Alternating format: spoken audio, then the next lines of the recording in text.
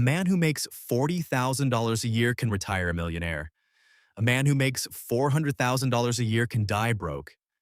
I've watched both happen to people I know, and the difference between them has almost nothing to do with income. Stay with me, because by the end of this video, you're going to look at your own daily routine, the coffee, the commute, the scroll before bed, and see it completely differently. There's one habit near the end of this list that most financially successful people still get wrong, and it's quietly bleeding them dry. And there's a decision, a boring, almost invisible decision, that separates people who retire early from people who work until they're 70. I'll get to both. But first, let's talk about why you don't feel rich, even if you're doing everything right. Here's the uncomfortable truth. Wealth isn't built in the moments that feel big. It's not the job promotion, the lucky stock pick, the inheritance. Those moments get all the credit, but they're not where the real work happens. Wealth is built in the boring 5 minutes between the moments, the ones nobody's filming, the ones you don't even remember by dinner. That's what this video is really about. 10 small, almost invisible actions that compound into real financial freedom. Not tips, not hacks, just the quiet architecture of how ordinary people become wealthy while looking, from the outside, completely unremarkable. Let's start with something almost embarrassingly simple. Paying yourself first. I know you've heard this phrase before, probably from a personal finance book that made you feel guilty about your latte. But here's what people miss about it. It's not about the money. It's about the order of operations. When you pay yourself first, even $20, even $50, before a single bill touches your account, you are training your brain to treat your future as a fixed obligation, not a leftover. Most people live on what's left after spending. Wealthy people spend what's left after saving. Same paycheck, opposite outcome. Do this for 10 years and the math starts feeling unfair in your favor. Second, and this one stings a little, track where your money actually goes, not where you think it goes. There's a reason most people underestimate their spending by almost 30%. It's not because they're bad with money. It's because money spent in small amounts feels invisible. $5 here, $12 there, it never registers as real spending because no single purchase feels like a lot. But add it up over a month and you'll usually find one category quietly eating you alive. I had a friend, an engineer, 28 years old, great salary, who swore he didn't have money to invest. We tracked 1 month. $1,400 had gone to food delivery apps. Not restaurants, apps, convenience fees, tips, markups. He wasn't broke, he was leaking. That leads to the third habit. And this is the one nobody wants to hear. You don't have a money problem, you have an awareness problem. The wealthy aren't wealthy because they never spend money. They're wealthy because they spend on purpose, and everything else gets cut without mercy. That's the reframe. It's not about restriction, it's about intention. Spend loudly on what you love. Cut silently on everything else. Most people do the opposite. They cut the things that bring them joy and quietly bleed money on things they don't even remember buying. Now here's a small reward for staying with me this long, because I promised you'd get something out of this every couple of minutes. There's a concept from the book The Psychology of Money by Morgan Housel that changed how I think about all of this. He points out that wealth is what you don't see. It's the car not bought, the vacation not taken, the upgrade skipped. Wealth is invisible by design. That's why it's so quiet. That's why nobody around you seems to be building it, even though statistically, some of them are. Fourth action. Automate your discipline because willpower runs out and systems don't. This is the difference between a shopkeeper I know personally, who built a small chain of 3 stores over 15 years, and a dozen other shop owners in the same market who never left the first location. He didn't work harder than them. He set up an automatic transfer the day he opened his first store.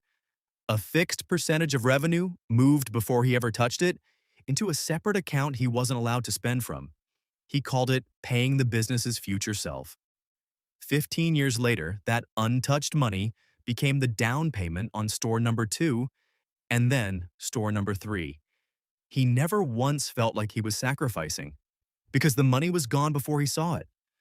Fifth, and this one's uncomfortable if you're the type who avoids numbers, check your net worth monthly. Not your bank balance, your net worth. Assets minus liabilities. Most people avoid this the same way they avoid the scale after a bad week. But here's the thing. What gets measured gets managed, and what gets ignored gets worse in silence. You don't need to obsess. You need one number, once a month, 5 minutes, no judgment. That single habit turns money from a source of anxiety into a source of information. And information is something you can act on. Anxiety is something you just carry. Now let's talk about the pivot, the thing that changes everything once you see it. Every action so far has been about money, but the real multiplier isn't money. It's time. Specifically, what you do with the hours other people waste. The wealthiest people I've studied and known personally don't have more hours than you. They have the same 24.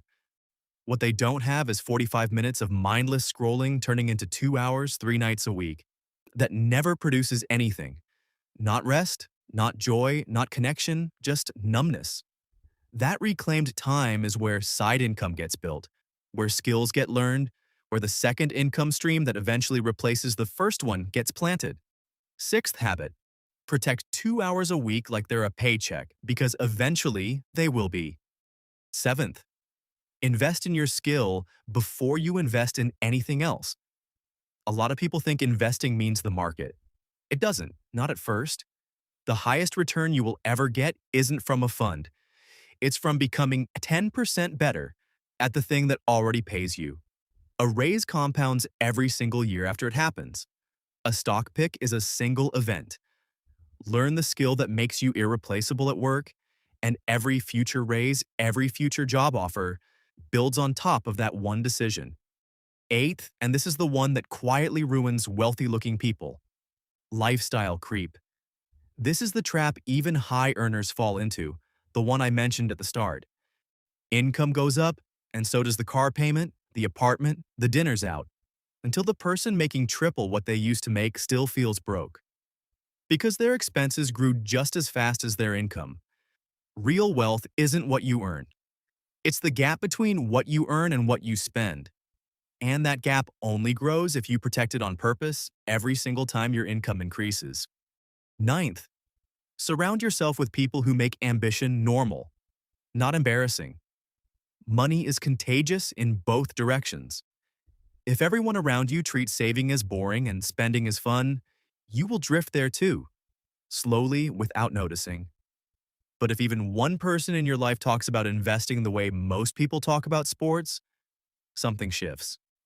You start seeing opportunities you were blind to before, not because they appeared, but because you finally had a reason to look. And 10th, the quietest one of all, the one most people skip because it doesn't feel like action. Patience disguised as boredom.